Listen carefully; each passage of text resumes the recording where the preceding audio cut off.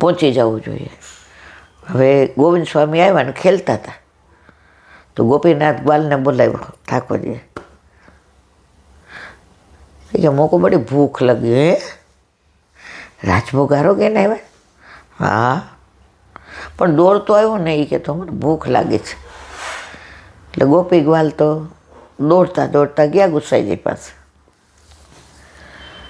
કાકાજી, શ્રીજી બાबा को बड़ी भूख लगी,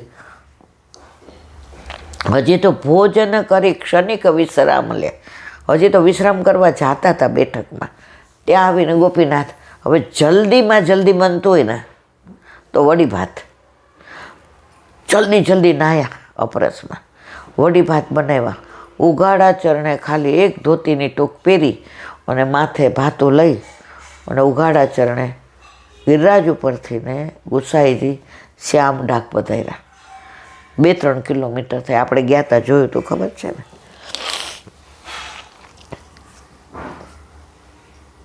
ત્યારે બધા આગા પાછા થઈ ગયા ગુસાઈજી આવ્યા એટલે આ દોના કદમ છે ત્યારે ઘેઘુર હતું, એને નીચે બેઠા હતા. अरे काका जी क्यों आए? बाबा आपको बड़ी भूख लगी थी ना, मैंने तो यूं ही किया था बात. ये गोपीनाथ क्यों दौड़ के आयो, आपको श्रम? अरे गोपीनाथ ग्वाल के तो आपे मन कहू नतु कि गोपी मोको बड़ी भूख लगी है? ये तो यूं ही बोला. गुस्साजी के काई वांधो नहीं, हलो अरोगो. તો બધા આગા પાછા થયા અને દોના કદમની નીચે ગુસાઈજી સામે બેઠા અને ઠાકોરજી કે મને તો ક્યાં એ કે કાં મને મૈયા રોગાવે અને કાં મને સામનેજી રોગાવે, કાં મને વલ્લભ રોગાવે અને કાં મને વિઠ્ઠલ રોગાવે. રહ્યો મોહે શ્રી વલ્લભ ગૃહ ભાવે, ભોગ સિંગાર મૈયા સુન મોકો શ્રી વિઠ્ઠલ હાથ ક્યાં તો કભાવે. બેસી ગયા. પર ગયે પડદા.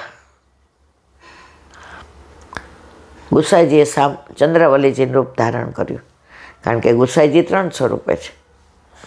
આચાર્ય સ્વરૂપે, ચંદ્રાવલીજી સ્વરૂપે અને સાક્ષાત પૂર્ણ પુરુષોત્તમ. અમને તો ઈચ્છા એ છે, હું નંદન તમે તાત. નંદન એટલે ઠાકોરજી. અને અરોગાવ્યું. ભાવ પ્રકાશમાં લખ્યું છે, ગોકુળમાં નવનીત પ્રિયાજીને વડી ભાત ધરાવ્યા હતા. એટલે શ્રીજી બાબા કે એ સ્વરૂપ આરોગ્યું તો મારે તમે ધરાવો એમ કરીને આ લીલા કરે. તો આ શ્યામ ઢાકની લીલા છે મારા વાલા. ખરેખર એક લીલા સ્થળી આવી તો અનેક લીલાઓ. આ તો મારા જેવા બોતડાને થોડુંક સાંભળવું હોય, એમાંથી થોડું યાદ હોય. બાકી ભગવદીઓને આ તો ભાવ મને ભીંજવે રેલો. ઓલા બેનને વલ્લભના દર્શન કેવા થયા હતા વાદળામાં, કે હમણાં જ પ્રસવ થયો હોય ને બાળક જેવું આવે એવા દર્શન. આજે ઘણા બધાએ કહ્યું કે ઈલાબેન આ તો બહુ ભાવ એટલો સુંદર અતિ ઉત્તમ હતો. મેં તો ભગવદીઓનો ભાવ છે આમાં. ઈલાબેન તો ટપાલી છે. કોઈ કહે જેટલું વલ્લભ યાદ રખાવે એટલું તમને કહું. મને એવો ભાવ આવશે ત્યારે હું તો રાજી રેડ થઈ જઈશ. પણ હજી આપણે એ તબક્કા સુધી પહોંચ્યા નથી. પણ આપણને ખબર છે તળે ત્યાં છે, ઉપર જવાના રસ્તામાં આપણે એક પગલું માંડી દીધું છે, કારણ કે ઠાકોરજી ઘરે પધાર્યા છે. બાકીનું બધું એના ઉપર છોડી દો. એના ઉપર દ્રઢ વિશ્વાસ રાખો. આજે એવરેસ્ટ પેરોલી 10 વર્ષની છોકરી જાતી હોય ને તો એને વિશ્વાસ હોય કે મને પ્રભુ પહોંચાડી દેશે. તો આપણે તો આ માથે ઠાકોરજી બિરાજે છે. આપણને તો દ્રઢ વિશ્વાસ હોય જ કે મંજિલ સુધી લઈ જશે. વલ્લભનો વિશ્વાસ ક્યારેય તોડવો નહીં.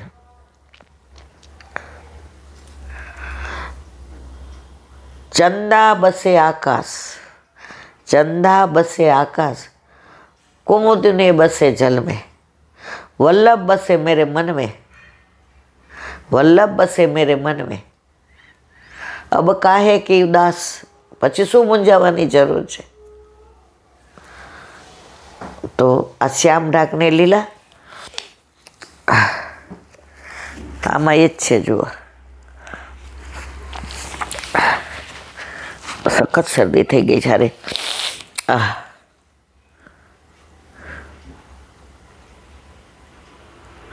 ઉનાળામાં ગોપીનાથ ગ્વાલ દ્વારા શ્રીનાથજીનો સંદેશ મળતા જ શ્રી ગુસાઈજી શીતળ સામગ્રી લઈને અહીં પધારેલા. અહીં બંનેના બેઠકજી છે. શ્રીજી બાવાની ચરણ ચોકી છે અને ગુસાઈજીના બેઠકજી છે. શ્યામ તલાઈ અને ગોપાલ સાગર કુંડ છે એ સામે છે. હવે તો એટલું સરસ થઈ ગયું છે શ્યામ તલાઈ. ઘણા એવું કહે છે કે ઓલું છે ને આજ દધી મીઠો મદન ગોપાલ, એ કુમુદવનનો છે અને એમાંની એક ટૂંક છે ને એ અહીંની છે શ્યામ તલાઈની. દર્શન કરવા જેવા છે. અને ત્યાં છે ગોપાલ સાગર કુંડ. જેવી રીતે ગંગાજી સાગરને મળ્યા નથી, સાગર ગંગાજીને મળ્યો છે એટલે ગંગા સાગર. એ લીલા ક્યાં છે? બ્રજમાં કુમુદવન પર. જે ગંગા સાગર છે પેલું તળાવ સરોવર એને બધા માને છે અને એનું પ્રમાણ ક્યાં છે? બહાર કપિલ મુનિનો આશ્રમ છે. તો અહીંયા આ ગોપાલ સાગર છે. પ્રભુને લીલા બધી સાગરમાં જ હોય, ખાબોચિયામાં ન હોય. અને ગોપાલને ગોવિંદની જ લીલા હોય. અને શ્યામ તલાઈ છે સામનેજીને ઠાકોરજી વિહાર કરતા અમને એમનું પ્રતિબિંબ ત્યાં પડતું અને એ પ્રતિબિંબનો પ્રકાશ પરાવર્તિત થઈને દેવો સુધી ગોલોકમાં પહોંચતો. એટલે એ લોકો ત્યાંથી કુસુમનું વૃષ્ટિ કરતા. એટલે એવા કુસુમના વૃક્ષ પણ ત્યાં છે. અહીંયા કદમના પાન પડ્યા દૂના જેવા હોવાથી દોના કદમ કહેવાય છે. દોના, જે બે નહીં એક.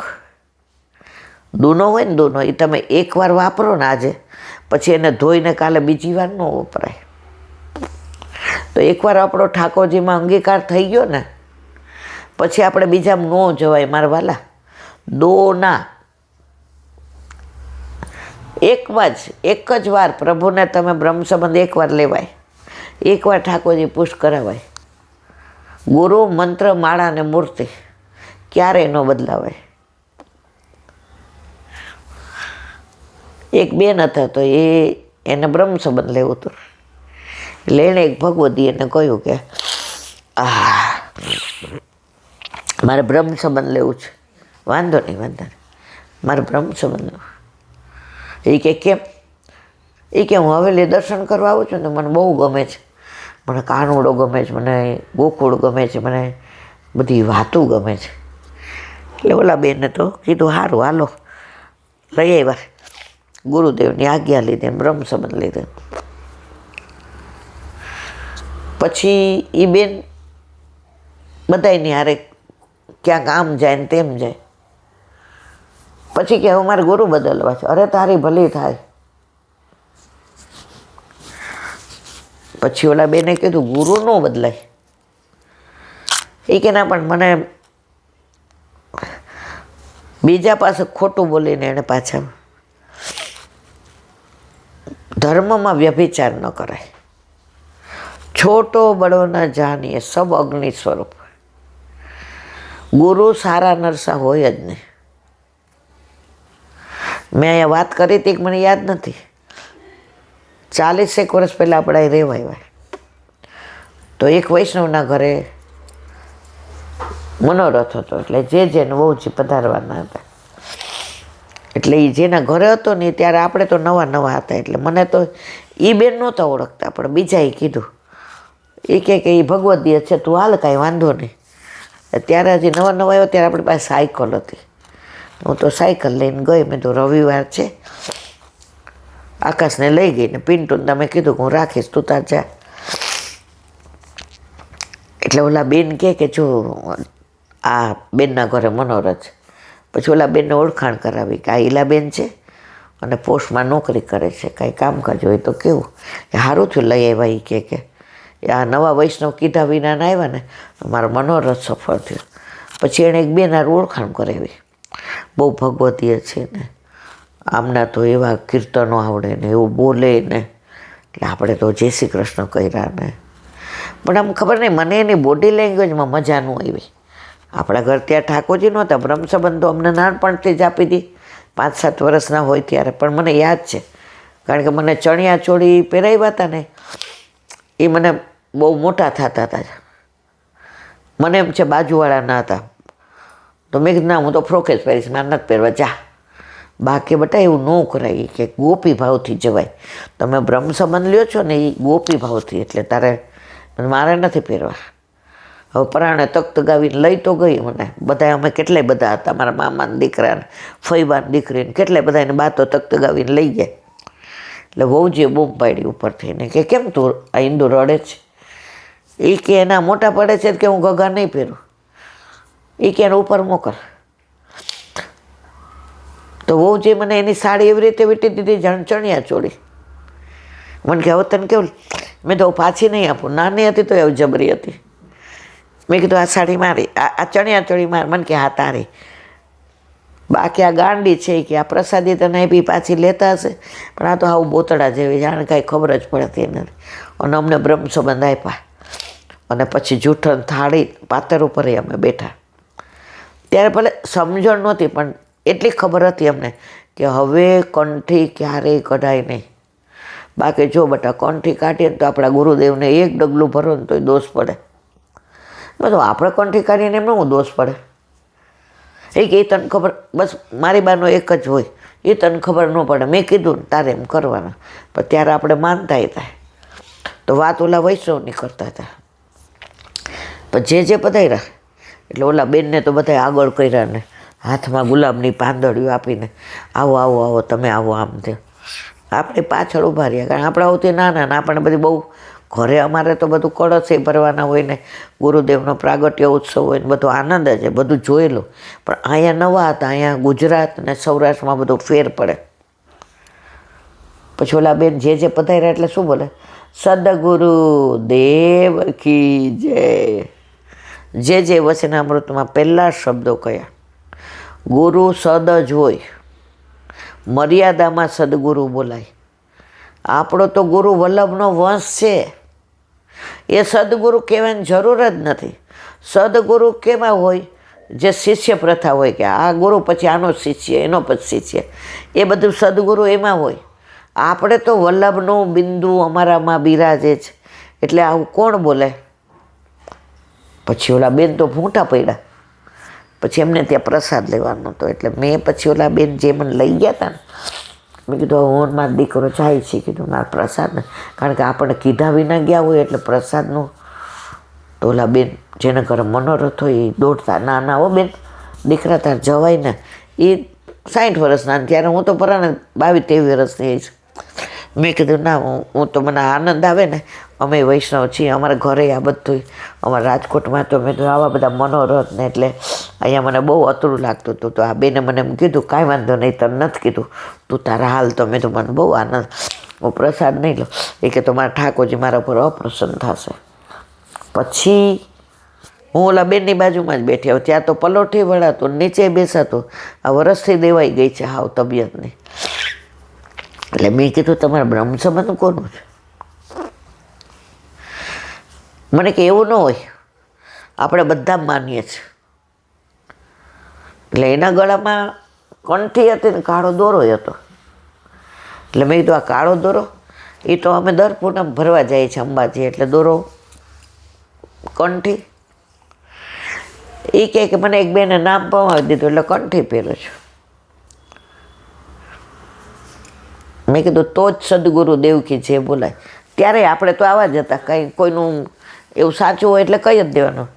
મેં તમે સદગુરુ દેવ કે જે બોલ્યા એટલે હું સમજી ગઈ કે તમે મર્યાદા માર્ગી છે.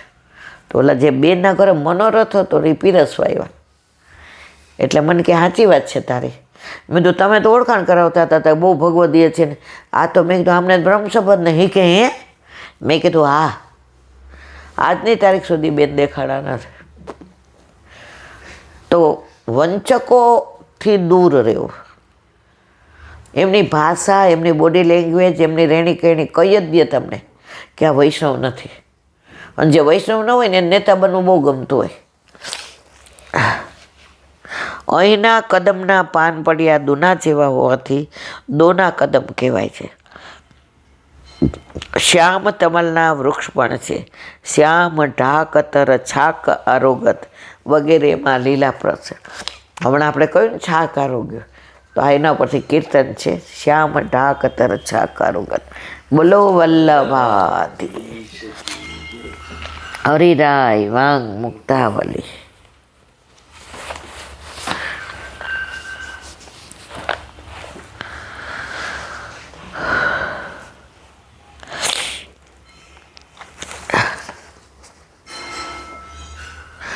તા નાવિદ્ય મથ્યનું સંગબદ્ધ ધીય સ્વામાત્મ મદત મે થેદમ યથા સમોધો મુનિયો અબ્ધિતોએ નદ્ય પ્રવિષ્ટા ઇવ નામરૂપે. ગુજરાતી.